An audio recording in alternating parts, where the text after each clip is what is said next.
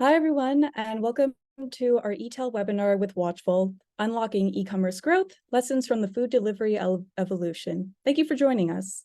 Today, we'll go through market insights and learnings from the food delivery revolution that could be applied to retail, grocery, and more. We encourage you at any time throughout this presentation to submit your questions using the Q&A button at the bottom of your screen. And now I'll hand it over to Judah from Watchful. All right, thanks, Randy. Hello, everyone, and thanks for joining. I'm Judah Rosen, VP Customers at Watchful. A little background, a bit about myself. I've been working in B2B software companies for about 15 years. I started out with a technology company that was doing SMS marketing, if you can remember that trend back in the day.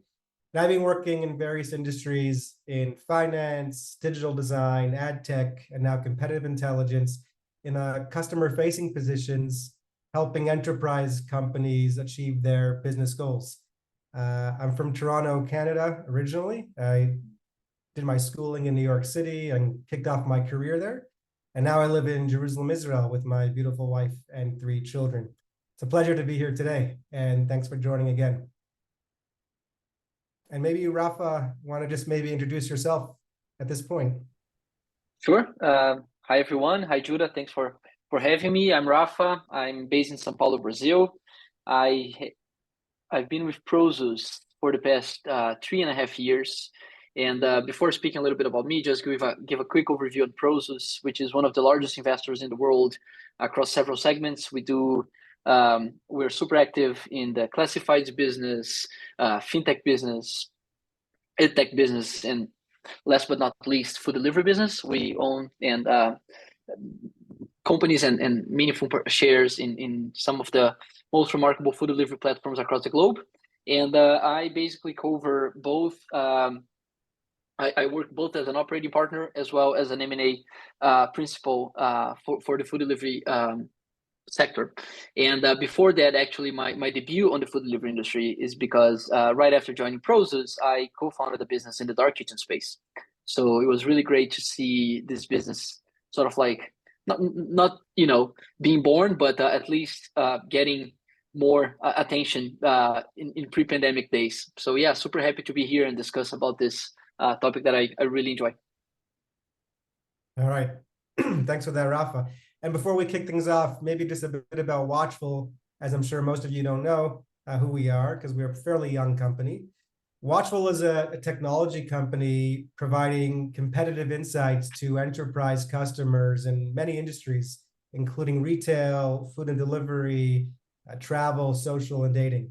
What makes Watchful really unique is that instead of focusing on the 30,000-foot view of an industry and the trends that are happening potentially in 5-10 years, we're super focused on providing actionable and tactical insights that our customers can use today to retain and grow their market share. Through our various technology platforms, we're answering really, really challenging business questions that are coming to us from product, marketing, and strategy teams within our customers.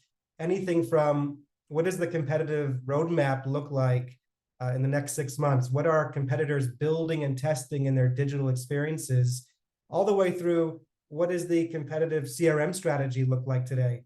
How are they acquiring and retaining users and promoting to those users? And how is that strategy serving them today versus a quarter or 2 ago? So these are the types of business questions that we're answering with our technologies, and we're serving several Fortune 500 customers in these industries. So with that, let's jump right in, Rafa. So again, thank you so much for joining today from Brazil. I'm in Jerusalem, and we got folks, I'm sure, all across the globe. We know the global food delivery business has just been growing tremendously over the last few years and is expected to double in size this year. And we wanted to have this webinar discussion with you today, as in your role, you have pulled together a ton of insights into the food delivery space. And I thought we could focus on topics that might be relevant for retailers and e-tailers and marketers, because I think there's a ton to learn from food delivery and the industry there. So to get started, maybe let's chat about membership and loyalty programs. which I think are areas that many businesses, especially in retail, struggle to master, but something that food delivery companies have sort of integrated extremely well. So perhaps, Rafa, you can share some thoughts and insights into how food delivery companies have matured their membership and loyalty programs over time, and how do they create those lasting customer relationships? Because I know I order food like 1,000 times a week, so obviously it's working well. And I would love for you to maybe spend a few minutes talking about that.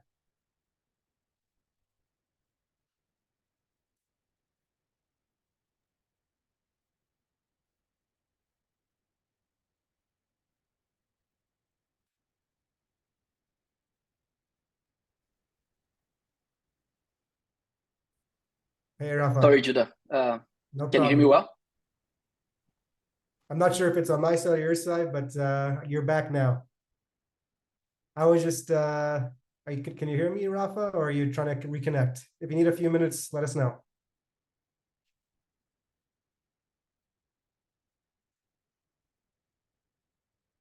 Randy or Tara, am I coming through okay? Yes, we can hear you just fine. I think that there's maybe a little bit of internet disruption on Rafa's side. All right, no problems. It happens.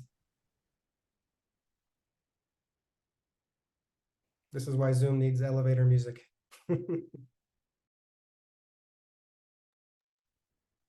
Hey, Rafa, maybe try turning the camera off. There we go. In the meantime, Judah, are there any other key points and insights you maybe want to kick us off with while we deal with this technical difficulties? Well, I think Rafa's back now. Hey guys, I'm sorry, I'm back connecting from my cell phone now. I apologize for some reason the connection got lost. Can I turn my camera on? Yeah, sure. Let's try it. Okay, if you could just let me be the host so I can turn my camera, but I can maybe jump right in. I remember we were talking about loyalty and membership, right? That's what we got. Exactly. Yeah. Just about how the space Cool. has matured over time and the Cool. success that food delivery has had with membership and loyalty, and how maybe other retailers can learn from it. Awesome. Yeah, so this is one of my favorite topics. Can you hear me well before I continue? Perfect. Awesome. So this is a topic that I like a lot, because I feel like loyalty and membership are topics that have been around for ages now. If you go back in time and look at airlines and even the restaurants that you go at the corner, they all stamp your card to come back and exchange for a free pizza or a free sandwich. But all in all, what I like to do is always like take a step back and try to take a more pragmatic view on these programs, right? The first thing I try to take a look at is like, what are these programs trying to accomplish, right? And if you look at around, I mean, they come in many different shapes and forms, right? So some of them are trying to solve for revenue, some of them are trying to solve for profitability, some of them are trying to solve for market share, some of them are trying to solve for retention. So getting a closer look and understanding what these programs are trying to accomplish is basically the first thing I like to touch on. And talking specifically about food delivery programs, some of them, are super well known for everybody. The one that, of course, comes to mind to everybody is DoorDash's Dash Pass. And what I like about the program is that, this is not exactly, they haven't reinvented the wheel, but they made a very nice wheel, so to speak, because they were able to, by tweaking levers on their ecosystem, like dealing with merchants, customers, and drivers, they were able to create something that brings value to everybody, right? So they're offering the chance for merchants to sell more. They're providing something that is really valuable for users, which is free delivery. So users are also getting a very compelling value proposition out of it. And of course, drivers are driving more and delivering more and making more money. So I think it's a win-win-win for everybody. Interesting. Yeah, super cool. And I know DoorDash's program. So this is just one example. What was that? Sorry, a bit of a delay there, Rafa, but go ahead. Yeah, no, I was just saying that, this is what makes this program so unique and so fantastic. But again, it's not that they were creating something out of thin air. They were just like really good at tweaking the levers that already exist and creating something really unique for them. Gotcha. And so, as I guess a follow-up to that, how do you see personalization playing a role in membership and loyalty? Because I know the food delivery space is sort of headed in that direction, and that's all, you know, retailers as well are headed in that direction. How do you see that evolving within food delivery specifically, and maybe perhaps more generally, how do other retailers, what can they learn from what food delivery is doing in the personalization front, and trying to increase customer value? Yeah, well, you know, we now live in a personalized world, right? You know, the expectations from the customer that, you know, the platform knows exactly what to sell you at what price and at what conditions. This is just like given, right? Yeah. I mean, people can't expect anything but something really personalized. And honestly, these companies, they do have a plethora of data about the customer to create something really unique and personalized. And only because these days we can't have a conversation without speaking about it's just another layer that comes into play that allows companies for creating a very personalized way. All that to say is that nowadays it's hard not to offer something very unique and personalized for the customer, right? The days are gone where you just have a one size fits all type of program where you just pay a membership fee or something like that and you get the very same thing as your neighbor. At this point in time, the more you can cater to the specifics of each customer, the better. Of course, we know this is not easy. It takes, lots of data processing, lots of data and understanding to create something very unique. But what we discuss a lot is that maybe sometimes it's better for you to wait a little longer until you have all the capabilities to launch something, other than creating something, just for the sake of creating something. So to summarize your point, personalization is really, really important. People need to have this. People need to keep that in mind. And but most importantly, it's important to have something that is meaningful, that is good, and that it really resonates to whoever is transacting in your platform, being a food delivery platform or a corner shop or a huge retailer. Mm. Interesting. So you touched a bit about, on DoorDash and, how the success of their Dash Pass program, and sort of an example, a great example of a company that's doing membership and loyalty very well. I'm curious, in your mind, what leads to unsuccessful membership programs? You touched on, not being hyper-personalized and sort of just offering a one-size-fits-all approach. Anything else that you can think of that sort of would lead to an unsuccessful membership program? Yeah, absolutely. And I keep coming back to the point on what's the overarching objective of the program, right? Before you measure success and before you tell if a program is successful or not, you got to understand what they're trying to solve, right? So if a program is intended to sort of conquer the world, I mean, conquer pretty much every customer on earth, I mean, maybe if you measure them by a profitability ruler, the results are not going to be there, right? So you got to measure by first defining what the program is trying to solve. So for DoorDash, I mean, taking just DoorDash as an example, I mean, they're really ingenious in sort of how they, and let's keep in mind that DoorDash came a little bit late to the game, right? They were launched after Grubhub and so forth. Right. And they just sort of conquered a lot of share over the years, mostly because they have a tremendous product, and they created this way of locking in customers, merchant, and drivers by offering them good value, right? So when you pay for something, you have already a sunk cost, and then why would you somehow order on your neighbor, since you already have your sunk cost of delivery, unless your neighbor has much better offer than you? That's the only reason why you would go to you go next door. So again, coming back to the point is what are you trying to accomplish? So if you're trying to solve for profitability, then creating a program where it gets to a point where the more, and without naming names here, but we've seen programs that it got to a point where the more the customers order, the worse it gets for the platform, right? Because they're subsidizing either free delivery or discounts or whatever.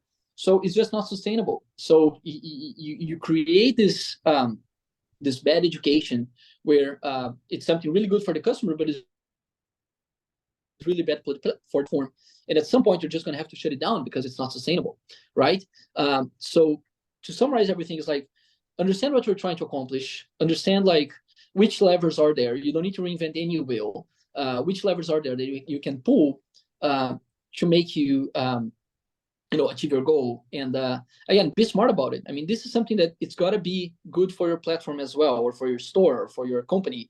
Otherwise, if this is something that goes really big and you eventually have to shut it down because, it's just not going to be sustainable, then it's actually a shame for you and for your customers, because probably the value proposition for customers is really good. Mm-hmm. And you're somehow going to say, you know what, you're not going to have this any longer because I can't afford it. Right. Interesting. So let's talk a bit about the current market conditions, which I guess is a topic on everyone's mind. And I'm curious, as the food delivery space is maturing and everyone needs to drive growth, in addition to membership and loyalty programs, are there other price-related elements that food delivery companies are deploying today that maybe other retailers can learn from and can maybe perhaps consider? Yeah, sure. And if we take a step back, maybe 10 years ago, all you could order was Chinese and pizza. Of course, I'm exaggerating, but it wasn't like as ubiquitous or as broad as it is today, right? So you need to pick up your phone, call your pizza shop, and wait for someone to show up at your door. Right now, it took a lot of money and education for the customer to understand that you can basically order everything at any time and it's going to be delivered to your door within 30 minutes. This is fantastic. But again, it took a lot of time and money for people to trust this process and to understand that this is feasible, right? Fortunately for some, and unfortunately for some, I think these days of like discounting heavily to create a habit, of course, this has been accelerated by the pandemic, but I wouldn't say these days are over, but in a way, these companies sort of like graduated, right? They got to a point where, look, customers need to understand that, this is a very, very value-added service. It's something really complex that goes behind the scenes for you to have your, margarita or your burrito at 3 a.m. in your house, right? So being able to communicate that to customers, that's one thing. The second thing is that, unbundling the services and telling your customers, like, what are they paying for? Right? Are you paying for the delivery? Are you paying for the dispatch? Are you paying for the hassle of finding someone who's willing to deliver something to you at 3 a.m. in a rainy day? Being really thorough on communicating that this is really relevant, so that people would then understand, what they're paying for and the value that they're getting. So this is one thing. The other thing is that being smart about it, right? Again, going back to personalization. Learning what you can and you can't charge. Some customers are more willing to pay for X instead of willing to pay for Y. It's right. It's just like you got to be smart about like how do you price your service. And one example that I like a lot is from Booking.com, which is basically a platform for hotels. And if you guys have like 5 minutes to spare, I would really encourage you to go to the hotel page of Booking.com, like all the materials that they have teaching how hotels should price. And it's a masterclass on like how to bundle things and how to create value and how to actually maximize how much you can charge, and while like providing value to customers so they're happy to pay for the service because they get the what they're getting from it. So all that to say is that, again, being very smart about it, unbundle as much as possible, and being very clear on your communication. Why are you charging and how much are you charging? So on pricing, I think this would be the go-to methodologies that I'll take. It's a great perspective. So I'm curious because you mentioned a few minutes ago, Rafa, food delivery space and how they spent a ton of money to create categories on top of just margaritas and or pizza and the like. And now they're offering a multitude of services like alcohol, pharmacy, grocery, even retail, and clothing.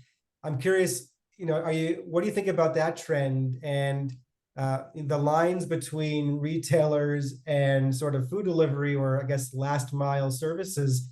Well, how do you see that evolving in the next year? Yeah, that's actually a great question. And I mean, these companies, the same way that they were educating the customers and they were sort of like creating a new service, they were investing heavily on creating the infrastructure for these services to be available, right? We're talking about extremely complex logistics models, extremely complex network of drivers, extremely complex relationship with vendors and merchants. So all that, it took time for them to put together. So anything, I mean, it's just natural that once you develop this network, for you to plug in additional services, right? So if you look at DoorDash's S1 when they went public a couple years ago, Tony Xu says that, I mean, they started out with food just because in their mind was just the most complex item to deliver. So they felt that if they could deliver a warm pizza in 30 minutes or an ice cream without melting, I mean, nothing would stop them from delivering, trousers or t-shirt or even, I don't know, like equipment, whatever. So it's just natural that, the more merchants and more types of businesses can leverage this last mile and all these capabilities that were built on top of everything. So this is one thing. The other thing is that for the good or for the worse, the customer is now used to having something delivered to his doorstep within 30 minutes, right? When he's hungry, Right. he just pops up an order. So why would he have to wait for 3 days to get a t-shirt? If he could just get in 30 minutes, if he can get a piece in 30 minutes. And most likely they're willing to pay a premium for this convenience, right? Because they understand that, now they're trying to understand that, this is complex. This is not easy to build. So that if merchants are now ready to offer this type of service to their customers, they have the infrastructure in place, then this is a win-win. And I mean, it just creates a whole new world for, I'm going to put in between many quotes, old school retailers to be closer to customers, to understand the journey from, end to end, because now they understand like how the customer found them, like how much they paid for, how they paid for it, how long it took them for, to browse everything. And it's basically instant feedback because the t-shirt is going to be on someone's door in like 45 minutes. So within an hour, if you did a good job or not. And he might be putting like another hour within like 2 hours. So it just like the cycle becomes much quicker. And I view this as a big opportunity for this, again, between many quotes, old school retailers to leverage these capabilities to increase their game. So yeah, I view this as an opportunity. Yeah, it's super interesting to see, as I mentioned, how that line is getting blurred and what what you're talking about there. With Watchful, we're a competitive intelligence solution. We were traditionally talking to food delivery companies, and everyone is obviously interested in Uber, DoorDash, Instacart, and iFood, and others. And then we sort of started talking to retailers and e-commerce companies. But it's amazing to see how many of those e-commerce companies are actually considering DoorDash and Uber to be competitors. And Yeah. that just shows me that the line is blurred. And I think what you're saying has a lot of truth to it, that if you're not thinking about last mile delivery services and building that infrastructure in your e-commerce site or app, you got to be careful there, because they're DoorDash and Uber they're definitely expanding. So maybe just to finish things off, I'm curious about trends in food and retail, and maybe some things that we can learn from each other. And thinking several years ahead, what trends are you seeing in the food delivery space, and future ideas that might be emerging now that might be relevant to retailers, QSR, or grocery chains to capitalize on? Yeah. Like we discussed in the beginning, I mean, this is still early days of this industry, right? So Yeah. more and more, we're going to see the adaptation of this, again, between quotes, old school retailers, old school merchants, old school restaurants to this new channel, right? So, and I'm talking about like packaging, I'm talking about communications, I'm talking about like, leveraging this relationship, which is new at this point. So like having an offline merchant, an offline retailer, giving them access to data and providing them with actionable insights on that data, I think this is something that is coming to stay. And more, like whatever your business is, you're going to have to leverage this, right? I mean, there will be no excuse for you to offer a personalized experience, for you to offer like something really unique, for you to offer something really valuable for your customer on a personal level, right? So again, I don't know if this is going to take like 2 years, 10 years, or 20 years, hopefully less than that. But this is just like something that is going to happen. So this is one trend. This is about just to clarify, Rafa, that's about like consolidation with, expanding across outside of food, and maybe adding additional services and categories. Okay. Exactly. And then to your point, I mean, when you start to expand like the circles around it, and you start adding new verticals to it, I mean, the lines are going to get blurrier and blurrier, right? I mean, if someone, think about it, like if someone really likes one dish and you're a grocer, and all of a sudden you can connect 2 and 2, you could just like cater a much better experience to the user. And in terms of consolidation, I mean, of course, companies are not going to stop at food delivery only. They're going to add new verticals. They're going to go to other geographies. And I mean, the game is on. It's just like a matter of how each company is playing their cards. And if you look back a few years ago, I mean, most food delivery companies were pretty much the same thing, right? They were developing technology to take food from point A to point B.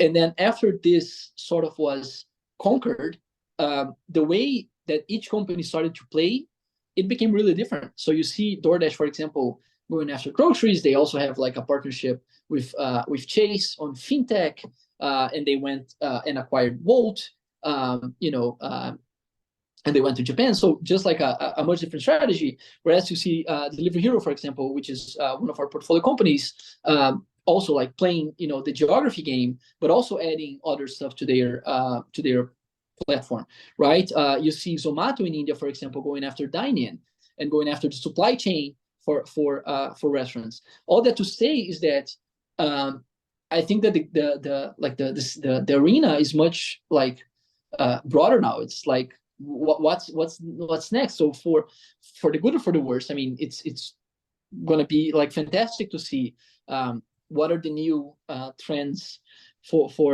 these companies. Again, I tried to touch on a few, but all in all, it's hard to tell like what's coming up next. But to summarize, I feel like consolidation for sure, and personalization. Okay, I guess we would be remiss if we didn't mention AI, because you have to mention AI now in every conversation. So I know AI is definitely, they're implementing it as a strategy in food delivery companies. What are you seeing in AI in food delivery, and what can other retailers learn from those kinds of strategies? Yeah, no, that's timely. I mean, of course, Gen AI is just like probably the hottest topic out there for everybody. Everybody trying to understand like what this is going to represent for their industry. And again, don't quote me on that, even though I'm saying that because it's hard to predict the future.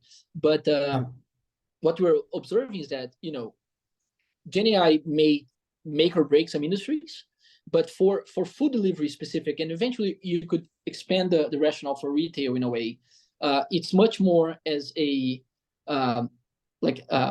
tool that is going to boost productivity. So it looks like it's going to unlock opportunity for everybody by again allowing less sophisticated operators to have access to a very sophisticated co-pilot, so to speak.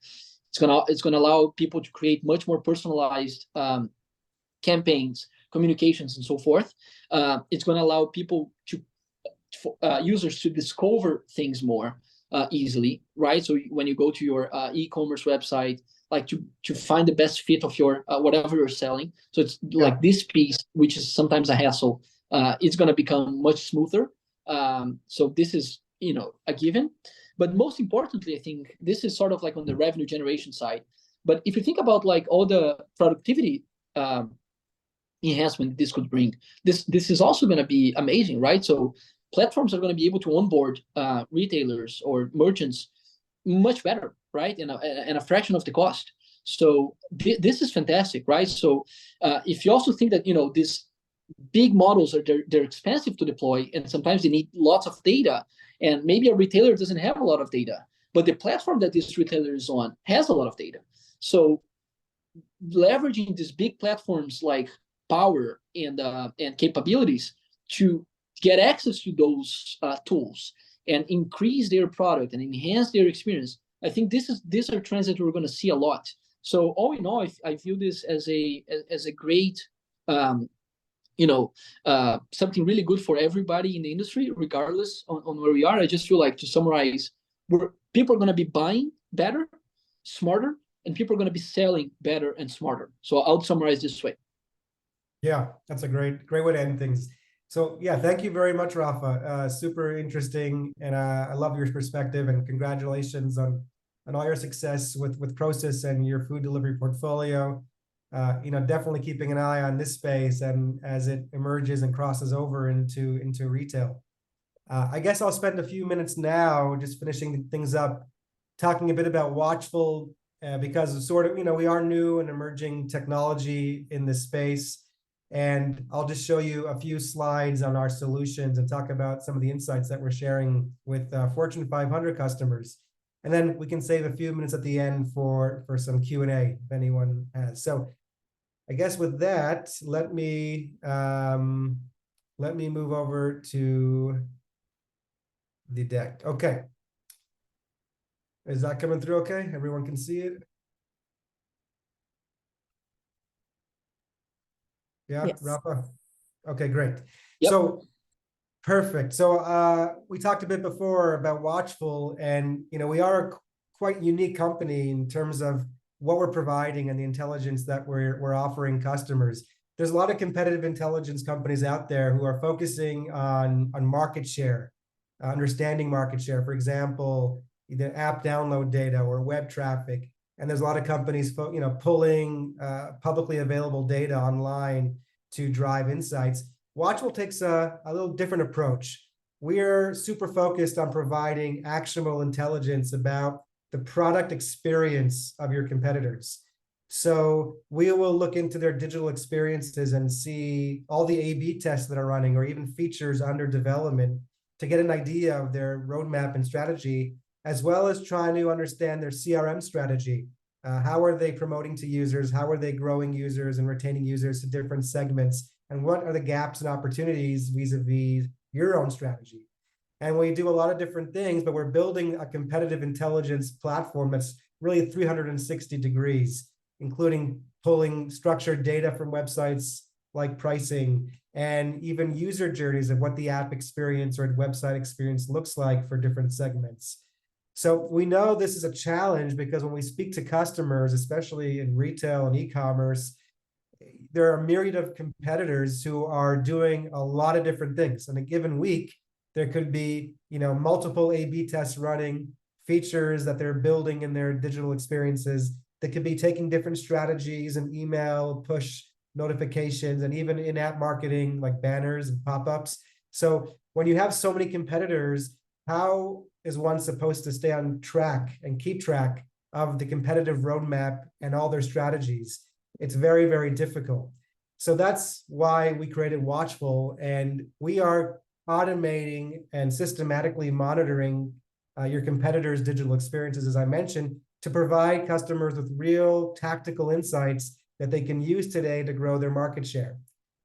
And Watchful we have this duality to us. On one hand, we've created a suite of technologies, really a platform that automates a lot of this competitive intel and pulls it into our dashboard in real time. So you can see every individual A/B test and every marketing promotion.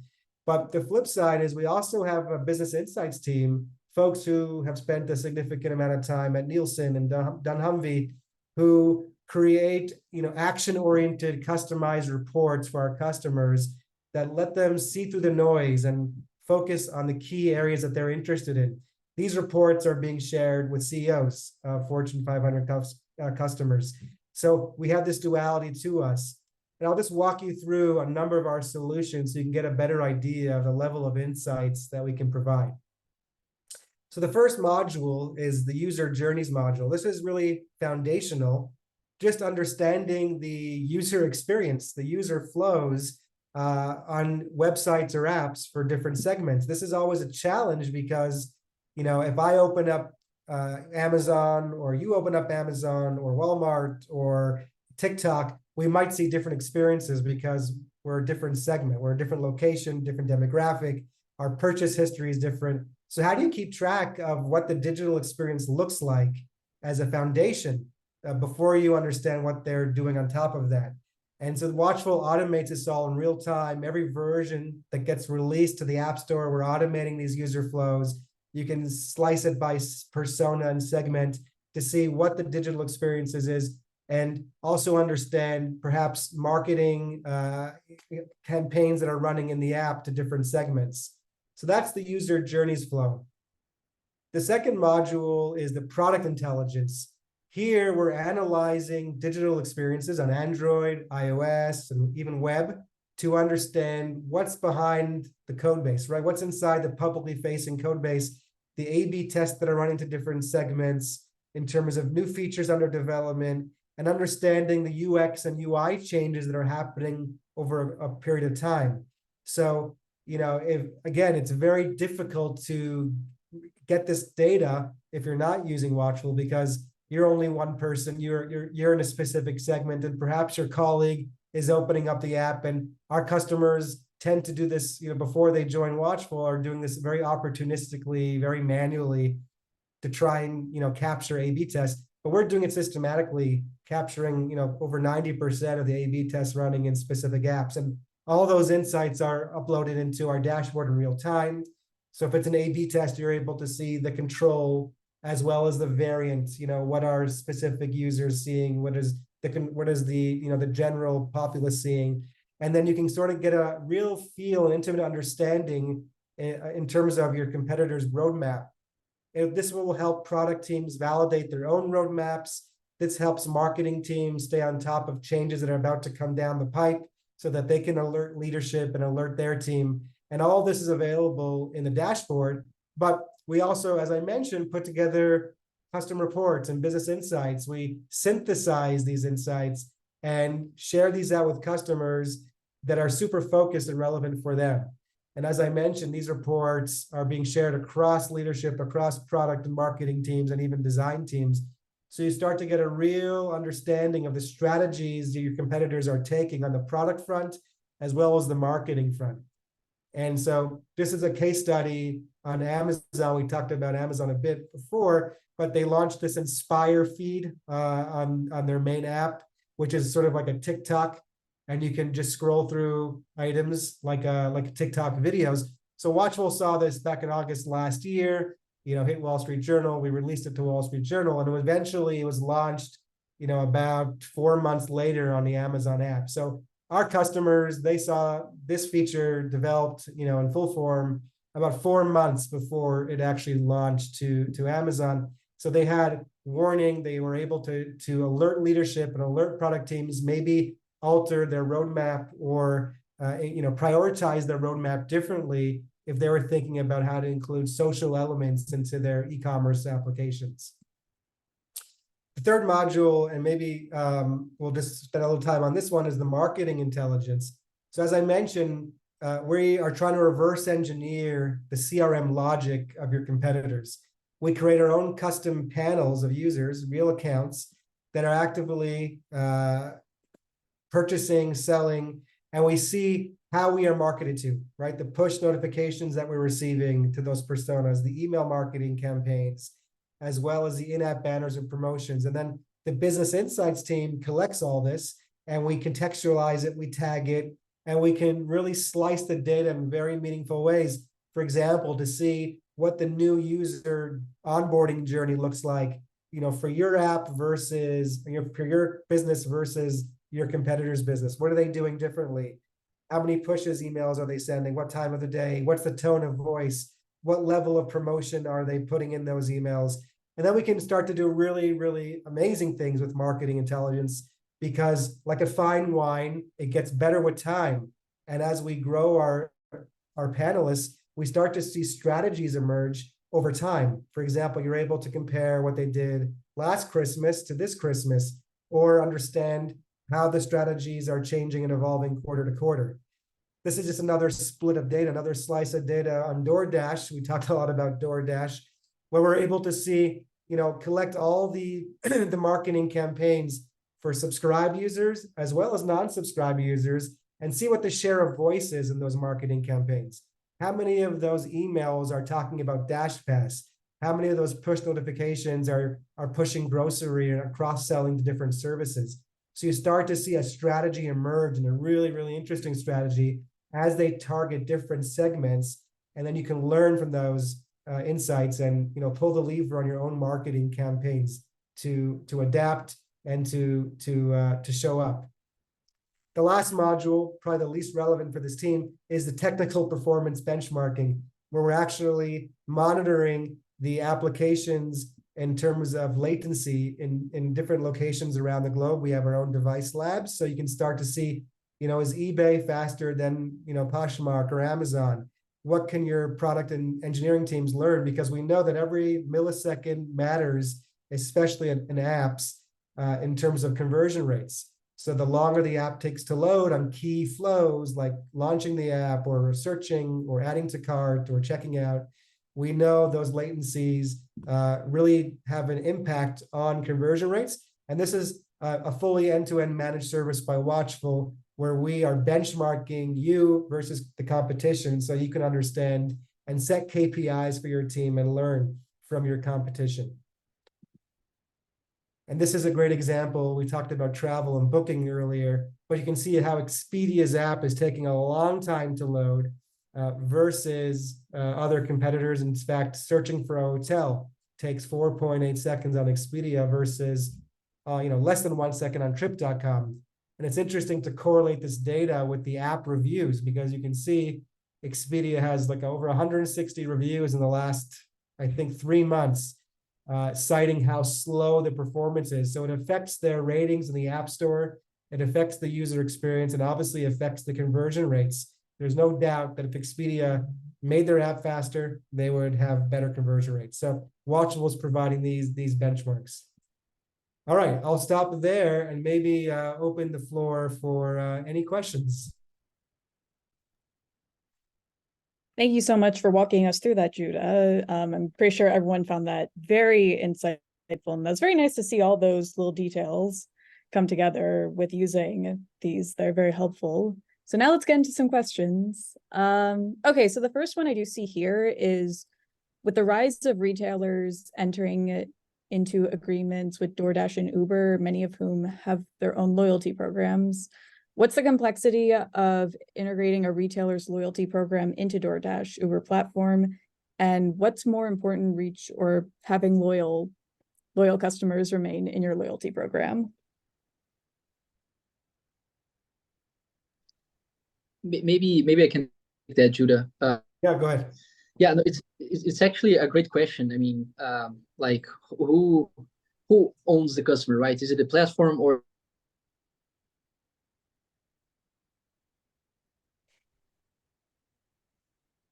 the possibility of each merchant create sort of like a personalized loyalty program by literally stamping the cards and allowing them to exchange for something valuable for them. You see Just Eat doing that in Europe. You see Grubhub doing that in the US, and even iFood here in Brazil sometimes offer this to restaurants.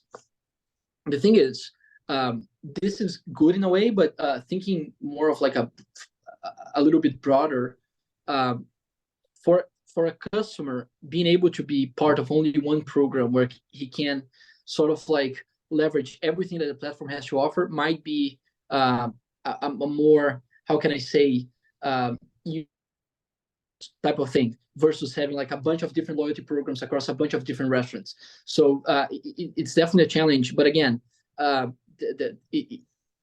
I keep coming back to DoorDash because I think they solved this problem really well. It's by creating a program that has mechanics that serves everybody, right? So regardless if the customer has a intimate relationship with that restaurant, I mean, that restaurant is winning from the program just as much as the platform and the merchant, right? So again, I don't think I gave like a very compelling answer, but all in all, my point would be like, it's not going to be, people are not going to be able to solve for each merchant individually. Instead, they have to create mechanics that everybody benefits from the ingenuity of the program. Thanks, Rafa. All right. Anyone else from the audience? Any other questions? All right, well, as we wrap up this webinar, I was wondering from Judah and Rafa, do you have any other final concluding remarks that people should walk away from this webinar with? Nope, I think we covered everything. I'm good from my side. All right, awesome. Well, we can conclude here, giving some people time back in their day. But I want to say again, thank you so much to Judah and Rafa for an amazing session, like round of applause.